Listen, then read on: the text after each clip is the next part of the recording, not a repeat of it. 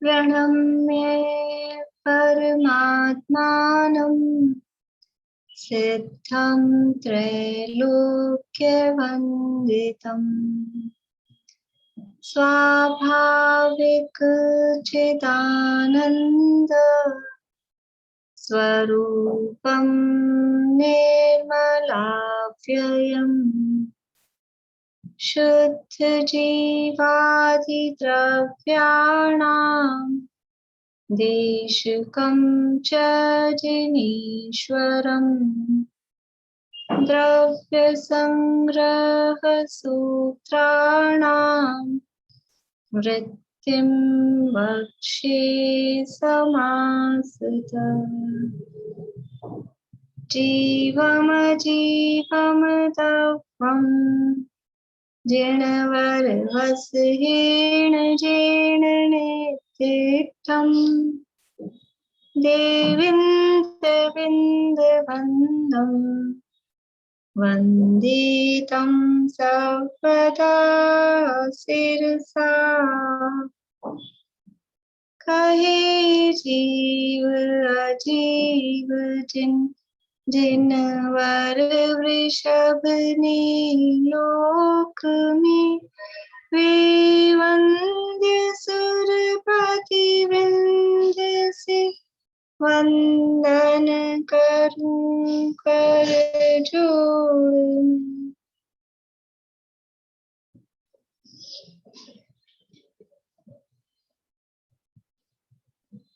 गाथाएं आज तो ये अर्थ करना है ना, पहले अर्थ कर लेते हैं। चलिए 44 नंबर की गाथा है, इसका अर्थ अपने को देखना है। Page number 213।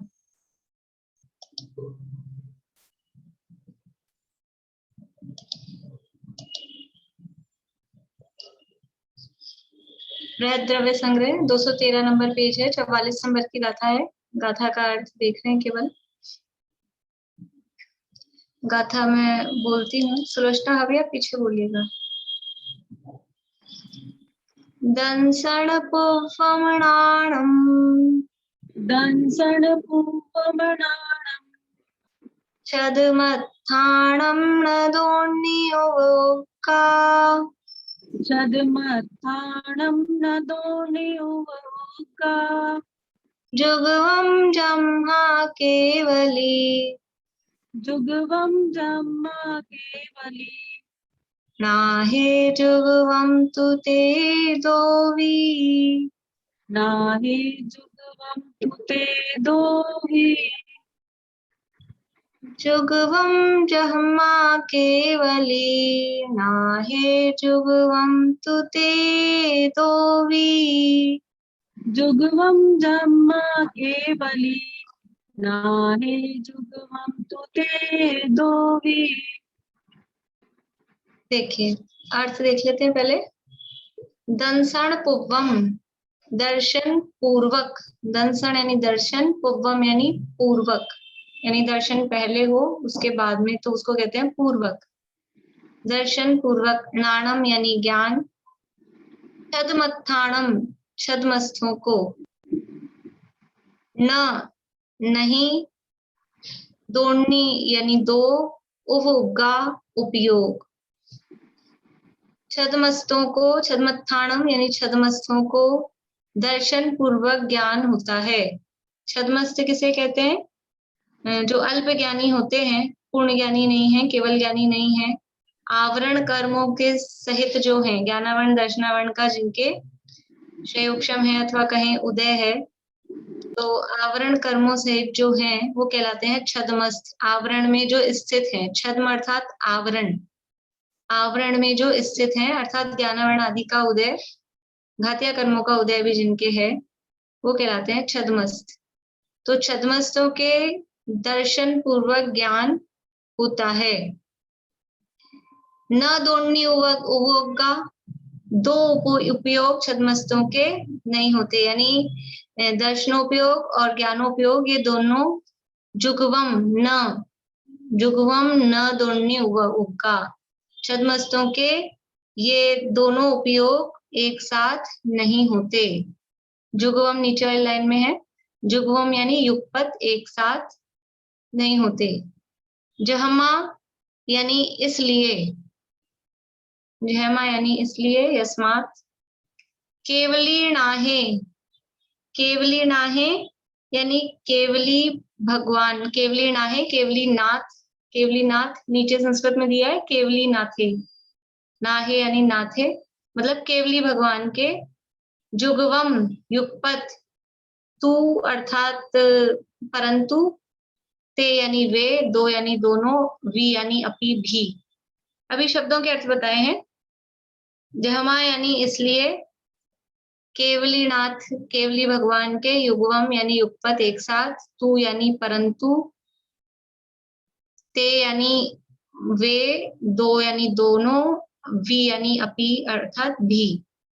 यानी छद्मस्तों के अल्प ज्ञानियों के दर्शन पूर्वक ज्ञान होता है, इसलिए उनके दो उपयोग, दोनी उपगा जुगवम न, दो उपयोग युगपत यानी एक साथ नहीं होते, और केवली भगवान के, और की जगह परंतु, परंतु केवली भगवान के वे दोनों भी युगवम एक साथ होते हैं।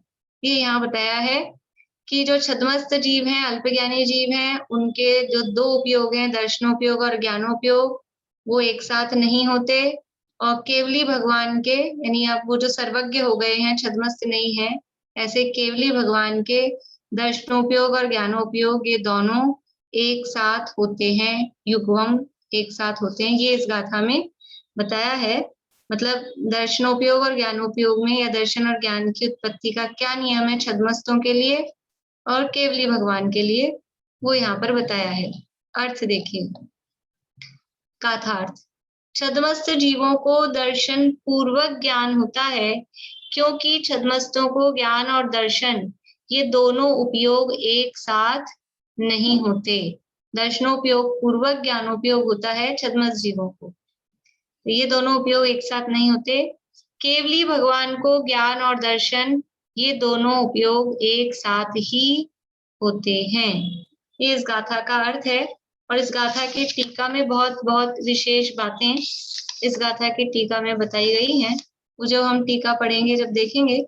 अभी गाथा का पाठ एक बार फिर से कर लेते हैं। बोलिएगा श्लोचना अभी।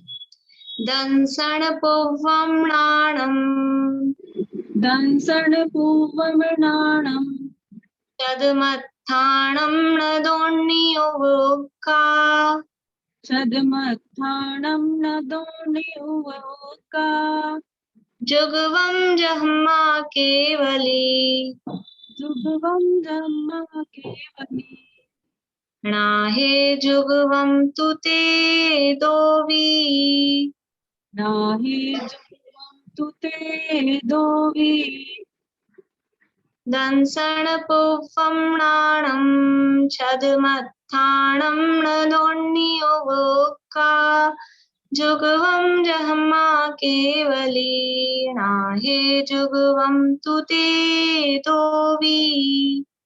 दंसण पूवमृणाणं, छद्मत्थाणं नदोनियुवका, जुगवं जम्मा केवली, नाहि जुगवं तु ते दोवी।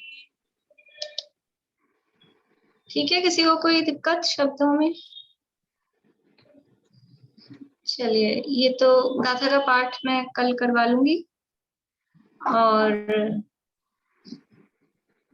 आज आप लोगों को होमवर्क दिया हुआ था मैंने, पता है, देख लिया था होमवर्क, तैयार है?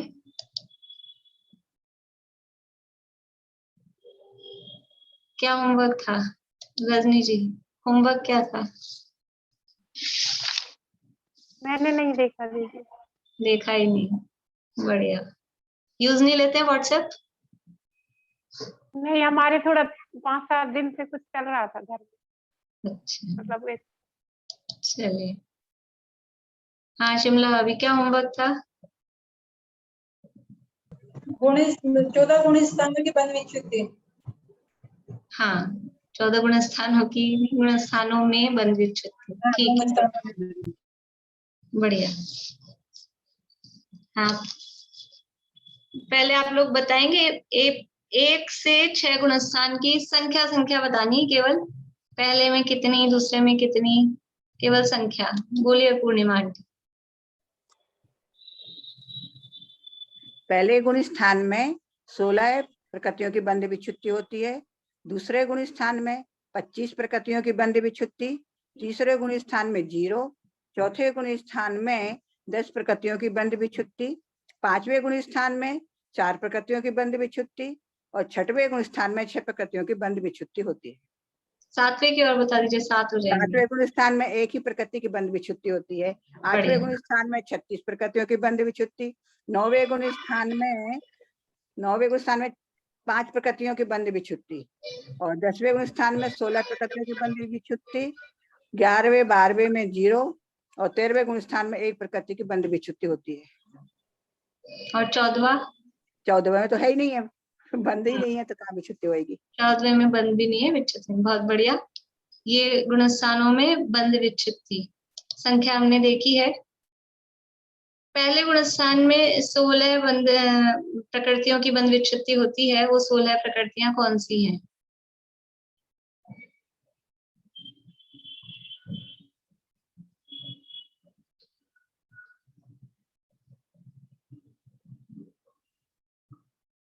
बोली वर्षा भाभी। मिथ्यात्व, हुंडक, संस्थान, नपुंसक वेद,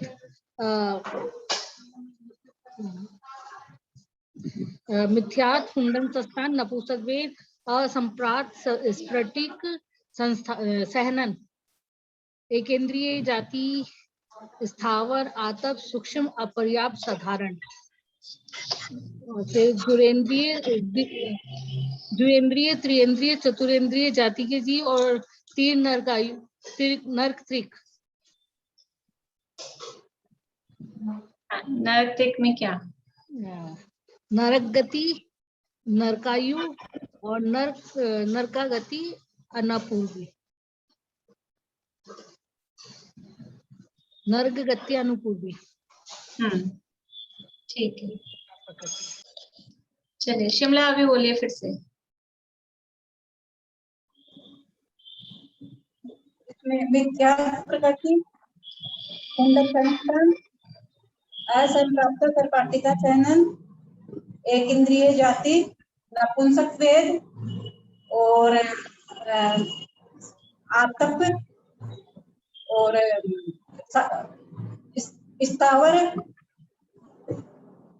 स्थावर और सूक्ष्म, अपर्याप्त, साधारण और 2 इंद्रिय, 3 इंद्रिय, 4 इंद्रिय और नरक त्रिक में नरकायु, नरक गति और नहीं नरकायु, नरक गति, नरक त्रिक नहीं, नरक गति, नरक गत्यानुपूर्वी और नरकायु।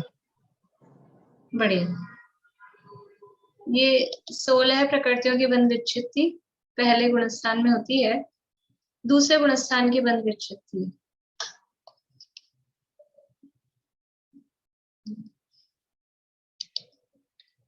रेखा जी। अनंत अनुबंधी चतुसक, क्रोधमान माया लोभ,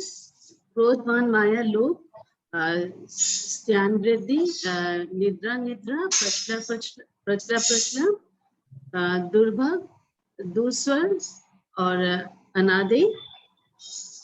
फिर 4 संस्थान, न्याग्रो परिमंडल, वामन, स्वाति, कुंभज और 4 सहनन, वज्र नारज, नारज, अर्धनारज और किल्लत, अप्रशस्त, विहायोगति, स्त्रीवेद, नीच गोत्र, आदि,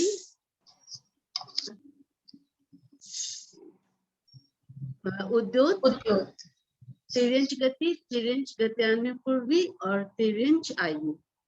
बढ़िया। बोलिए चमेली आंटी। दूसरे गुणस्थान की 25। अनंतानुबंधी क्रोधमान माया लोभ स्त्रियां त्रिक स्त्रियां गद्दी और प्रसला प्रसला निंदा निंदा। उसके बाद तीसरा है दुर्भग त्रिक दुर्भग दुस्वर अनादेय।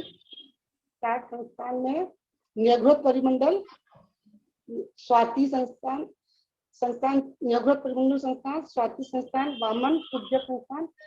उसके बाद में सहनन में है वज्र नाराज सहनन अर्ध नाराज सहनन किली सहनन। अप्रशिष्ट व्यायोग गति नीच गति स्त्रीवेद उद्योग और तिर्यंत गति तिर्यंत गत्यानुपूर्वी तिर्यंत आयु। नीच आपने क्या बोला था? स्त्री नीच स्त्रीवेद और गोत्र ठीक उद्योग है, अप्रशिष्ट व्यायोग गति। ठीक है, बढ़िया। तीसरे गुणस्थान की बंध विच्छित्ति तीसरे गुणस्थान में 0 है। चौथे की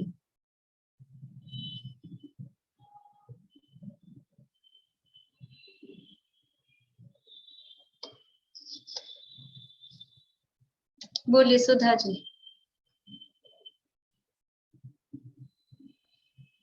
की क्रोध मान माया मनुष्य गति मनुष्य आयु मनुष्य गत्यानुपूर्वी औदारिक शरीर औदारिक अंगोपांग प्रदर्शनाना सहन। फिर से बोलिए।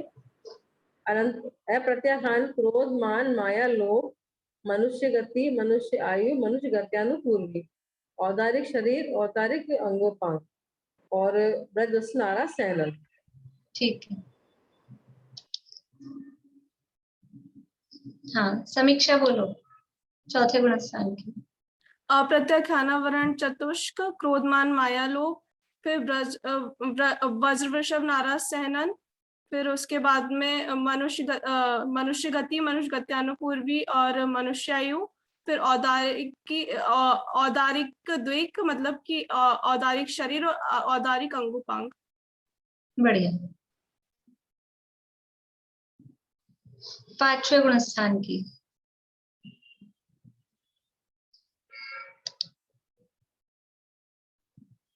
प्रत्याख्यानावन क्रोध मान माया लोभ। पांचवे गुणस्थान की बोलिए सरोजा भी। बढ़िया।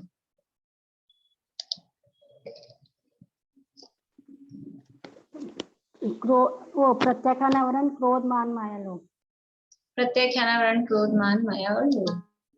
छठे गुणस्थान की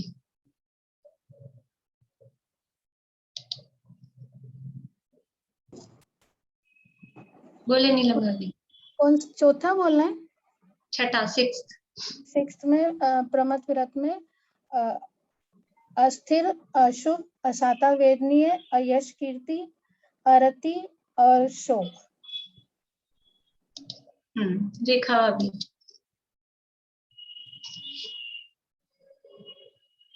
छठे गुणस्थान में अस्थिर अशुभ अयश कीर्ति और असाता वेदनीय रति और शोक। छठे गुणस्थान की निशान की अस्थिर अशुभ असाता वेदनीय अयश कीर्ति अरति शोक। बढ़िया। सातवें गुणस्थान की सातवें की और तीसरे की तो सबको याद होनी चाहिए। बोलिए मनोरमा आंटी। सातवें में देवगति की होती है एक। देवगति की रेखा जी। देवायु। देवायु। मनोरमा आंटी देवगति नहीं देवायु। हाँ चलिए। देवगति की बंध विच्छित्ति कहाँ होती है? आप लोग उंगलियों से बता सकते हैं। अपने पास 10 तक के ऑप्शन है।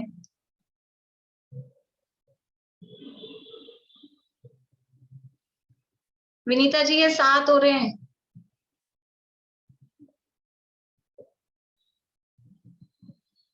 बढ़िया।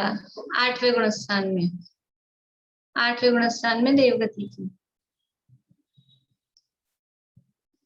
8वें गुणस्थान की बंध विच्छित्ति 8वें गुणस्थान की बंध विच्छित्ति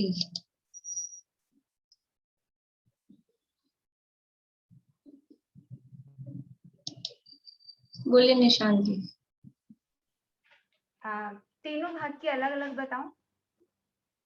अच्छा, 8वें गुणस्थान के पहले भाग में तो 2 निद्रा, निद्रा और प्रचला, और छठे भाग में होगी, छठे भाग में देव गति,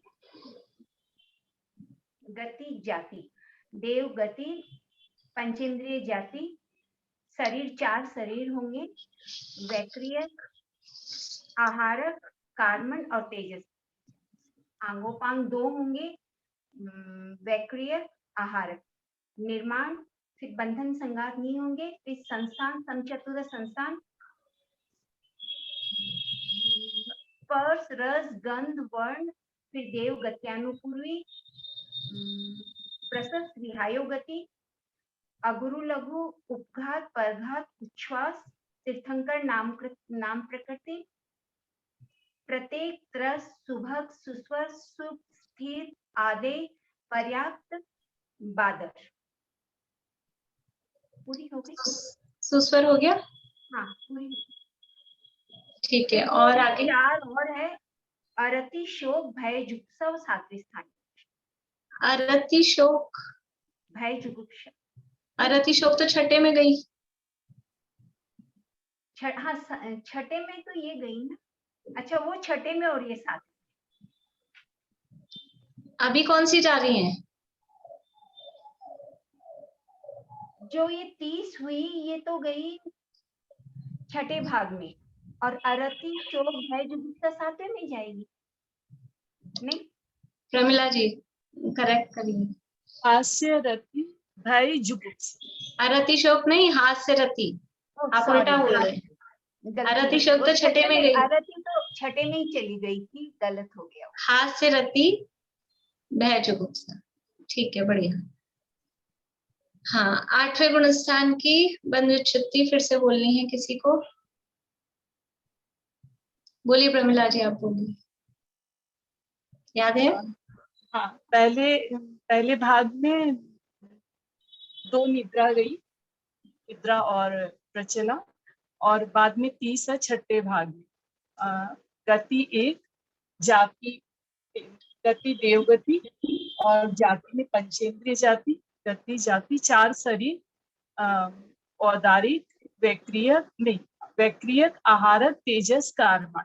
गति जाति शरीर, अंगोपांग 2, वैक्रियक और आहारक, और निर्माण, संस्थान 1, समचतुर संस्थान, और इसके बाद देवगत्यानुपूर्वी, और स्पर्श रस गंध वर्ण, प्रशस्त विहायो गति, और अगरु लघु, उपघात, परघात, उच्छ्वास, और बादर, त्रस, प्रत्येक, पर्याप्त, सुभग, सुस्वर और स्थिर, आदे और तीर्थन। ठीक है, और 7वें भाग में हास्य रति भय। ठीक है, बढ़िया। 9वें गुणस्थान की, हाँ सुनीता आंटी।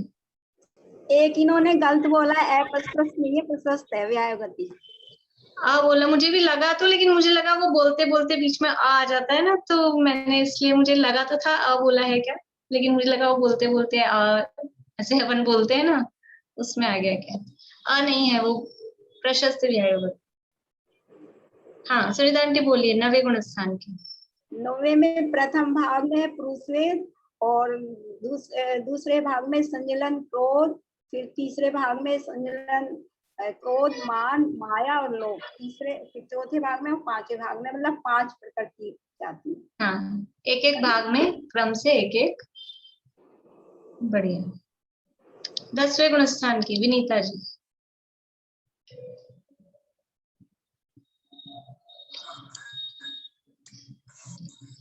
हेलो, आवाज आ रही है जी? हाँ, आवाज आ रही जी? हाँ हाँ, आवाज आ रही है।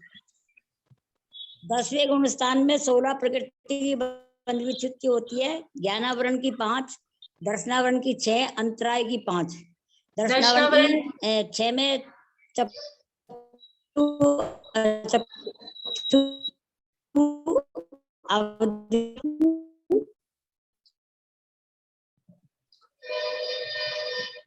और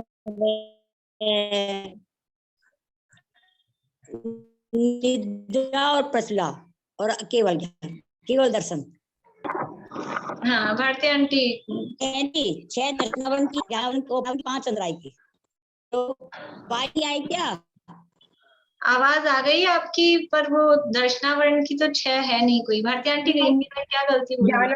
ज्ञानावरण की 5, मति, श्रुत, अवधि, मनपर्याय नहीं मनपर्याय और केवल ज्ञान।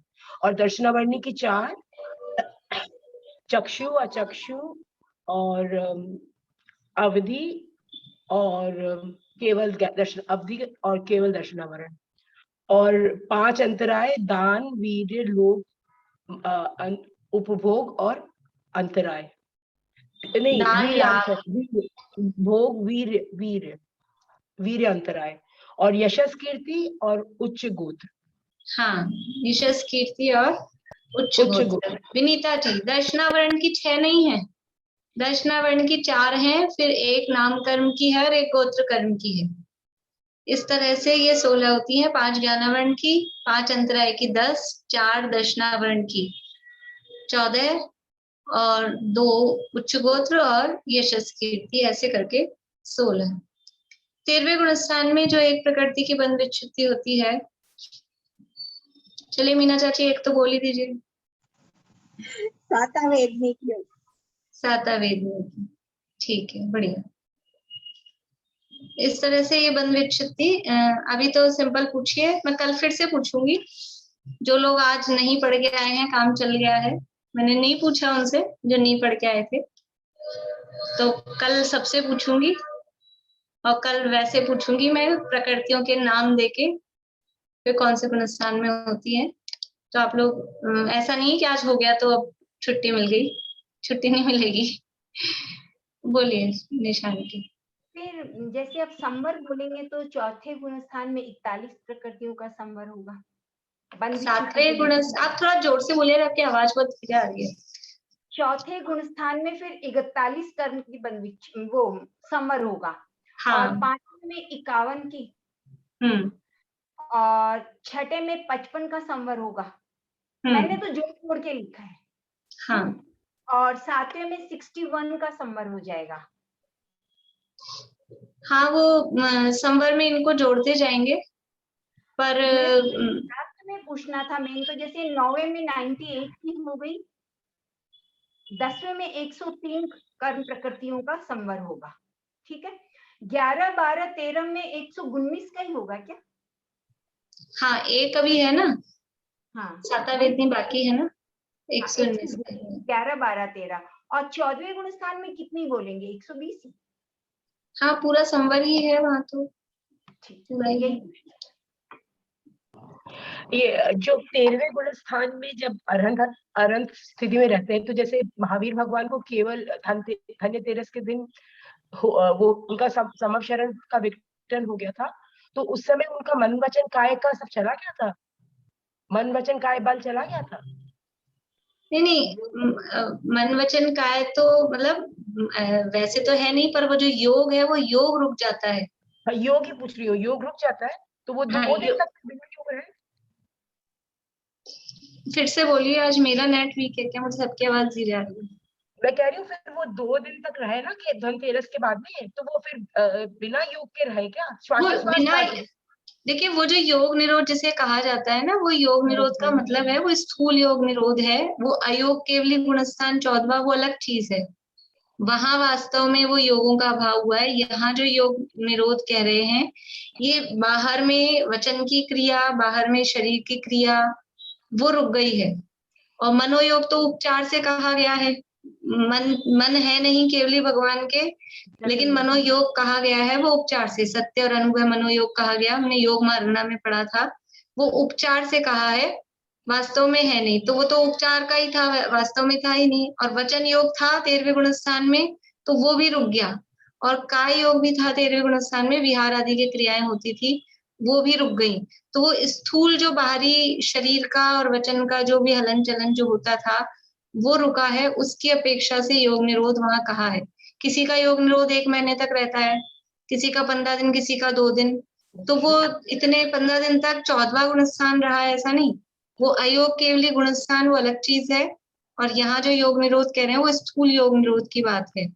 14वें गुणस्थान में जो अयोगी दशा हो रही है वो वास्तव में वहां वो जो योग है आत्मा के प्रदेशों का कंपन वो रुक गया है। अभी 13वें गुणस्थान में कंपन तो हो रहा है, योग निरोध हो गया है, लेकिन वो कंपन नहीं रुका है जो एक्चुअल में योग है, वो नहीं रुका है।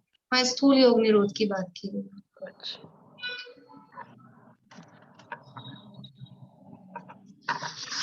चलिए, टाइम तो बहुत कम बचा है अपने पास, थोड़ा सा करते हैं चर्चा। 35वीं गाथा की चर्चा अपनी चल रही है। अच्छा, एक बात और कर लेती हूँ, फिर मैं अभी 10 लक्षण में क्लास रखनी है या नहीं। मैं आप लोग सब शर्माएंगे, सब बोलेंगे नहीं, और जिनकी वीडियो बंद है उनको भी जवाब देना है, तो मैं आपको जवाब देने के लिए यहाँ तरीका दे रही हूँ। मुझे कुछ पता नहीं चलेगा कौन हाँ कह रहा है कौन ना कह रहा है, इसलिए अपने मन से मतलब जो दिल में है वो बता सकते हैं। यहाँ आपके सामने पोल क्वेश्चन आ रहा है, उसमें आपको यस और नो करना है। रखनी है तो यस, नहीं रखनी है तो नो, वो बटन दबाना है आप लोगों को, ठीक है। आगे आप लोगों की स्क्रीन पे, अब मुझे कुछ नहीं पता चलेगा, आराम से कर दीजिए।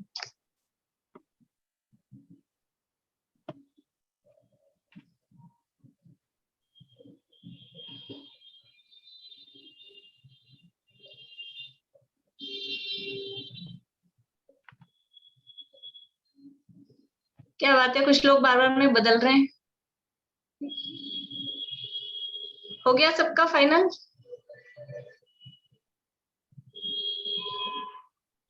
बंद करूं? सबके हो गए आंसर?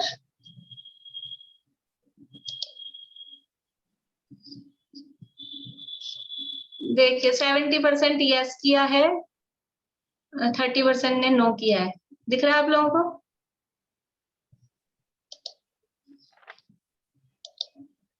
तो क्या करें, रखनी है?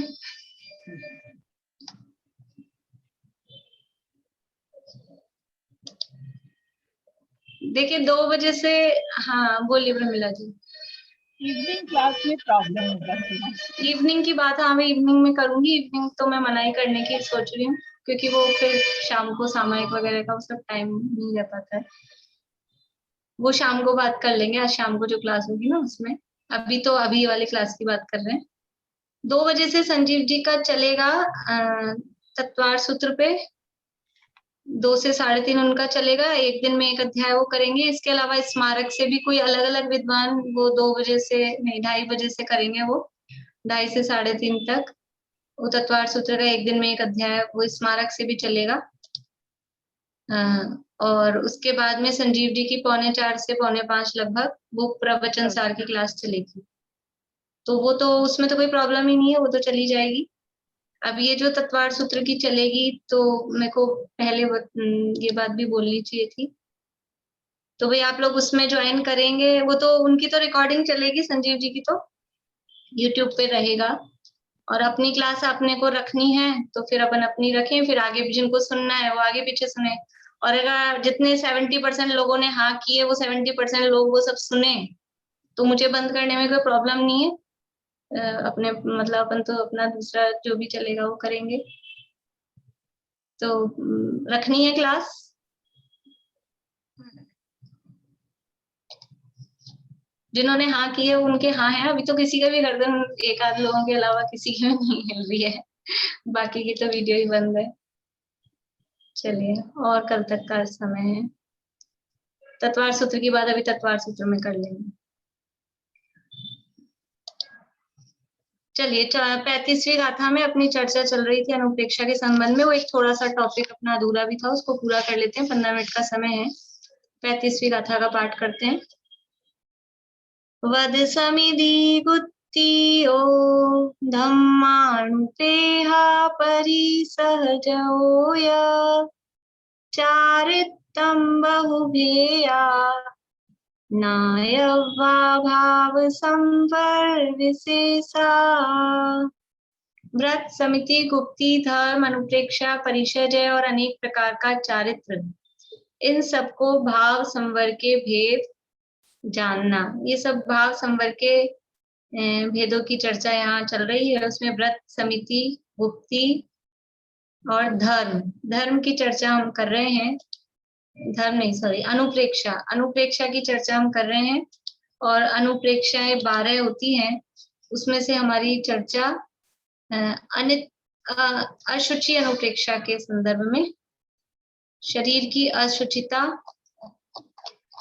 उसका स्वरूप यहाँ बताया था कि शरीर कितना अशुचि है।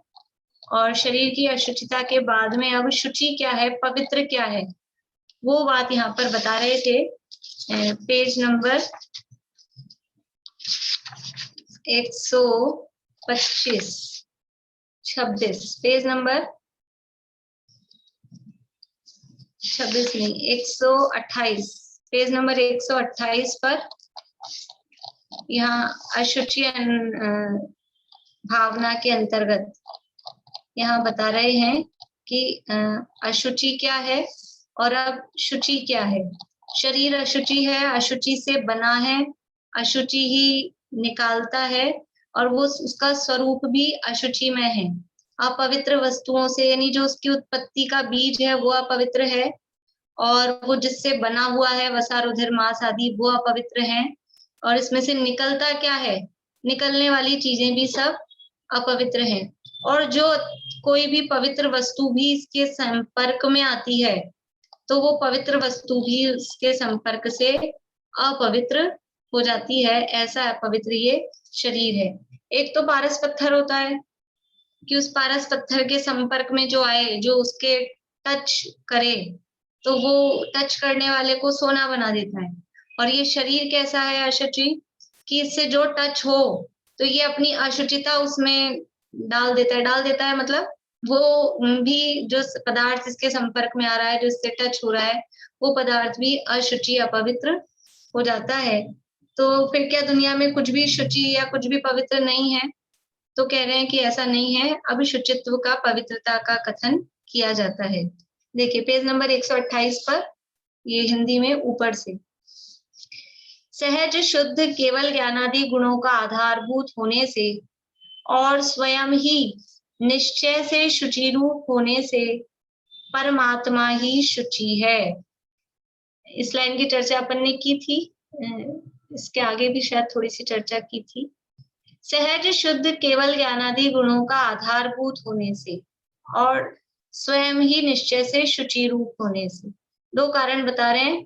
परमात्मा शुचि है, परमात्मा शुचि है, इसकी बात हमने की थी। कौन सा परमात्मा? कारण परमात्मा, अपना शुद्धात्मा, वो परम पवित्र है। बाहर में जो परमात्मा है, कार्य रूप परमात्मा है, अरहंत भगवान है, वो तो है ही पवित्र, वो तो शुचि है ही। लेकिन ये जो कारण परमात्मा है, मैं स्वयं शुद्धात्मा, वो परम पवित्र है, वो शुचि है। क्यों है? क्योंकि वो पवित्र गुणों का आधार है और स्वयं पवित्र रूप है। शुचि, शुचि मतलब पवित्र। वो आधार किसका है? वो पवित्रता का ही आधार है। जैसे शरीर है, वो अपवित्रता का ही आधार है, उसमें से अपवित्रता ही निकल रही है, अपवित्रता से ही बना हुआ है। अपवित्र स्वरूप ही है, जो खून, मांस, हड्डी, जो भी चीजें हैं, सप्त धातुओं से वो बना हुआ है, वो अपवित्र ही है। तो वो तो अपवित्र वस्तुओं से बना हुआ होने के कारण अपवित्र है। और मैं कैसा हूँ कि मैं जिसका आधार हूँ या मैं जिससे बना हूँ, वो सब परम पवित्र हैं। क्या है वो सब? केवल ज्ञानादि गुण। ऐसे केवल ज्ञानादि गुणों का मैं आधार हूँ। तो जो वस्तु मुझ में से निकल रही है, जिसका मैं आधार हूँ, वो एकदम पवित्र है। तो वो जो पवित्र पर्याय निकल रही है, वो अपवित्र में से निकलेगी कि पवित्र में से निकलेगी? पवित्र में से निकलेगी। तो जो बाहर दिखाई दे रहा हो वो एकदम पवित्र है। इसका मतलब है कि वो जिसमें से आ रहा है, वो आधार, वो बेस वस्तु, वो भी एकदम पवित्र है। तो सहज शुद्ध केवल ज्ञानादि गुणों का आधारभूत होने से, एकदम पवित्र जो ज्ञानादि गुण हैं उनका आधारभूत होने से और स्वयं ही निश्चय से शुचि रूप होने से। वास्तव में दुनिया में पवित्र क्या है? कि वास्तव में मैं ही दुनिया में परम पवित्र हूँ, क्योंकि मेरे आश्रय से ही मेरी पवित्रता प्रकट होती है। अपने लिए पवित्र कौन है? अपने लिए कौन शुद्ध है, कौन पवित्र है? ऐसे बोलते हैं ना, दुनिया में जो कुछ चल रहा हो हमारे लिए तो अपने को जो मिल रहा है अपने लिए तो वही चीज है। मान लो दुनिया में बहुत गंगा बह रही है और गंगा जल है, लेकिन हमारे तो नल में जो पानी हमको मिल रहा है हमारे लिए तो वही बढ़िया है, ऐसा कहा जाता है। तो हमारे लिए क्या पवित्र है कि मेरे लिए मैं स्वयं ही, क्योंकि मेरे आश्रय से ही मेरी पवित्रता प्रकट होगी। अब मेरी पवित्रता का आधार मैं स्वयं हूँ, इसलिए से निश्चय से स्वयं ही शुचि रूप होने से वो परमात्मा अर्थात मैं कारण परमात्मा शुद्ध आत्मा मैं ही परम पवित्र हूँ। तो ये शुचित्व का यहाँ कथन किया। फिर ये गाथा दी है, जीव ब्रह्म है, जीव में ही मुनि की जो चर्या होती है उसे पर ऐसे देह की सेवा रहित ब्रह्मचर्य जानना। तो यहाँ शुचि के साथ में ही ब्रह्मचर्य की बात भी की कि ब्रह्मचर्य क्या है। ये चर्चा अपन ने कर ली थी, इसलिए केवल रिवाइज के हिसाब से मैं पढ़ रही हूँ कि जीव ब्रह्म है और ब्रह्म में चर्या, उसका नाम ब्रह्मचर्य। तो ब्रह्म है जीव और उसमें चर्या यानी उसमें जो आचरण, उसकी जो सेवा, उसका नाम ब्रह्मचर्य है। तो जीव में जीव की सेवा, देह की सेवा से रहित, देह की सेवा, देह तो है पर की सेवा का नाम ब्रह्मचर्य नहीं है। जो देह में मगन है, आप लोगों को ध्यान हो तो वो फिर सप्तव्यसन की बात चल गई थी इस पे से कि देह की सेवा मतलब क्या, देह की मगनताई यही मास भकी वो है। तो देह में मगन रहना, देह की सेवा करना, ये ब्रह्मचर्य नहीं है, वो तो मांस भक्षण है। तो देह की सेवा, देह है पर, और पर की सेवा में जो रत है वो ब्रह्मचारी नहीं है, अपनी सेवा में जो लगा हुआ है वो ब्रह्मचारी है। तो अपन क्या कि अपन अर्थात मैं स्वयं जीव, तो ऐसा मैं जो स्वयं जीव मैं ब्रह्म हूँ, उस ब्रह्म की चर्या यानी उसकी सेवा, उसका नाम ब्रह्मचर्य है। और अपने ब्रह्म जीव की सेवा या उसमें लीनता से रहित, देह में जो मगनता है, देह की जो सेवा है, देह में जो एकत्व ममत्व अपनत्व है, वो ब्रह्मचर्य नहीं है, ऐसा यहाँ पर बता रहे हैं। तो जीव ब्रह्म है, जीव में ही मुनि की जो चर्या होती है उसे पर ऐसे देह की सेवा रहित ब्रह्मचर्य जानना। इस गाथा में कथित निर्मल ब्रह्मचर्य वह निज परमात्मा में स्थित जीवों को ही होता है। ये जो ब्रह्मचर्य है इस गाथा में जो कहा, ऐसा ब्रह्मचर्य किसको होता है? निज परमात्मा में स्थित जीव, जो अपने परमात्मा, निज परमात्मा यानी अपना आत्मा, शुद्ध आत्मा, उसमें जो स्थित है, उसमें जो लीन है, स्थित मतलब उसमें लीन है, उसी में समझ लीजिए उसका श्रद्धा ज्ञान आचरण उसी में है, वो कहलाता है उसमें स्थित। तो निज परमात्मा में स्थित जीवों को ही होता है। उसी प्रकार ब्रह्मचारी सदा शुचि, यहाँ शुचिता की बात कर रहे थे, ब्रह्मचर्य की बात कहाँ से आ गई? ऐसा नहीं लगता आप लोगों को कि बात तो कर रहे थे शुचिता की, पवित्रता की, अब बीच में ब्रह्मचर्य को घुसा लाए। ब्रह्मचर्य की तो बात ही नहीं थी, लेकिन ब्रह्मचर्य का शुचिता से संबंध है। अभी नीचे जो यहाँ लाइन लिखी है, ब्रह्मचारी सदा शुचि, ऐसी सूक्ति दुनिया में प्रसिद्ध है। इसलिए ब्रह्मचर्य के साथ शुचिता का, शुचिता के साथ ब्रह्मचर्य का ये संबंध है। ब्रह्मचारी सदा पवित्र है, शुचि की बात चल रही है ना, पवित्रता की। कौन पवित्र है? प्रश्न ये था कि आपने अपवित्रता बता दी, पवित्र क्या है, कौन है? तो बताया अपना शुद्धात्मा वो पवित्र है, और बाहर में ब्रह्मचारी जो है वो पवित्र है। तो फिर ब्रह्मचारी किसे कहना? तो बताना पड़ेगा कि ब्रह्मचारी कौन है। इसलिए बताया कि ब्रह्म नाम आत्मा का है और उसमें जो चर्या सेवा करता है, शरीर की सेवा नहीं, शरीर की सेवा से रहित अपने आत्मा की जो सेवा कर रहा है, आत्मा में जो लीन है, उसका नाम ब्रह्मचारी है।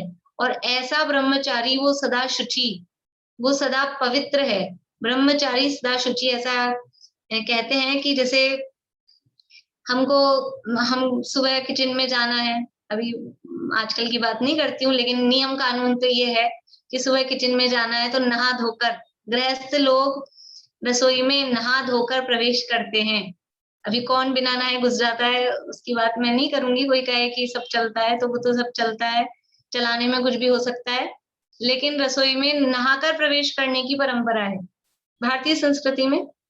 अकेले जैनों में ही नहीं है, भारतीय संस्कृति में ही नहा धोकर। क्यों? कि रात्रि में अशुद्धता, जो गृहस्थ लोग होते हैं, रात्रि में अशुचिता पवित्रता उसमें होती है, इसलिए सुबह नहा धोकर फिर रसोई घर में प्रवेश करना है। लेकिन जो ब्रह्मचारी हैं, ये तो मैंने रसोई की बात की है, आगे मंदिर जाना हो, पुरुष हैं, प्रतिमाओं को छूना है, तो वो जो सारी बातें हैं वो नहा धोकर पवित्र होकर ही करने की बात है, आगे की भी सारी बातें। लेकिन जो ब्रह्मचारी हैं तो कहते हैं ब्रह्मचारी सदा शुचि। ब्रह्मचारी के लिए वो नहाने का नियम वो ऐसा कंपलसरी नहीं है, क्योंकि जो ब्रह्मचर्य है, ब्रह्मचारी है, जिसने ब्रह्मचर्य व्रत का पालन किया है, तो उसके जीवन में वो जो अशुचिता, अब्रह्म रूप अशुचिता है, वो उसके जीवन में नहीं है। इसलिए ऐसा कहा जाता है ब्रह्मचारी सदा शुचि। तो देखिए यहाँ यही बात कह रहे हैं। उसी प्रकार ब्रह्मचारी सदा शुचि है, इस वचन से उस प्रकार के ब्रह्मचारियों को ही शुचिपना है। कौन से प्रकार के ब्रह्मचारियों को? जो बाहर से, जिन्होंने शादी नहीं की और ब्रह्मचारी कहला रहे हैं, वो नहीं। जो निज परमात्मा में स्थित है वो ब्रह्मचारी है, और ऐसा ब्रह्मचारी वो सदा शुचि है जो अपने परमात्मा में स्थित है, देह की सेवा से रहित, ब्रह्मचर्य जिसको है वो ब्रह्मचारी है। और ऐसा ब्रह्मचारी वो सदा शुचि क्यों है? क्योंकि वो जिसके, उसके नजर में जो है, उसके लक्ष्य में जो है वो शुद्ध है। तो जो शुद्धता का लक्ष्य करता है वो सदा शुद्ध रहता है। समय सार में एक गाथा है 186 नंबर की, जो जानता मैं शुद्ध हूँ वह शुद्धता को प्राप्त हो, जो जानता अविशुद्ध वह अविशुद्धता को प्राप्त हो। यानी जो जानता है कि मैं शुद्ध, यानी जिसकी नजर शुद्धता पे है, तो वो शुद्ध, वो कहता है हम तो शुद्धि है। उसका लक्ष्य कहाँ है? उसकी दृष्टि कहाँ है? उसकी दृष्टि अपवित्रता पर नहीं है। तो वो ब्रह्मचारी सदा शुचि को क्यों है? क्योंकि उसका लक्ष्य कहाँ है, वो लीन कहाँ है, वो अपनी आत्मा में। उसका आधार कहाँ है, वो किस आधार पे अपने आप को देख रहा है? तो वो अपने परमात्मा के आधार पर, निज परमात्मा, उसके आधार पे अपने आप को देख रहा है। ये जो परमात्मा, यानी मैं जो शुद्धात्मा हूँ, वो सदा पवित्र है, इसलिए वो जो ब्रह्मचारी है वो भी सदा पवित्र है। तो इस वचन से उस प्रकार के ब्रह्मचारियों को ही शुचिपना है। काम क्रोध आदि में रत रहने वालों को जल स्नान आदि से शुद्धि करने पर भी शुचिपना नहीं है। जो काम क्रोध आदि में रत हैं, जिनके क्रोध मान माया लोभ कषाय पाप ये सब काम विकार लग रहे हैं, अब कितना ही जल से तन बार बार धोया पर शुचिता कभी नहीं आई। रोज नहाते हैं, दिन में 2 बार नहाते हैं, बार बार में मुंह धोते रहते हैं, फिर भी क्या होता है कि वो शुचिपना नहीं है। जिन अंदर की अपवित्रता, हमने बात की थी उस दिन देवदर्शन वाले पाठ में, देवदर्शन नहीं, दिनचर्या वाले पाठ में, कि बाहर से शरीर की शुद्धि और अंदर से ये आत्मा की शुद्धि। शरीर की शुद्धि से पहले आत्मा की शुद्धि आवश्यक है। सुबह उठते ही पहले 9 बार नमोकार मंत्र के स्मरण के साथ में ही मैं कौन हूँ, मेरा क्या स्वरूप है, ये संसार कैसे चल रहा है और मैं परमात्मा कैसे बन सकता हूँ, ये आत्मा परमात्मा का विचार सुबह उठते के साथ में ही तब होना चाहिए। उसके बाद में स्नान आदि क्रियाएं होती हैं, तब वो शरीर की शुद्धि की बात होती है। फिर देव दर्शन के लिए गए, मंदिर गए, तो फिर से वहां यही विचार, मैं कौन हूँ, भगवान कौन है, मैं स्वयं भगवान कैसे बन सकता हूँ।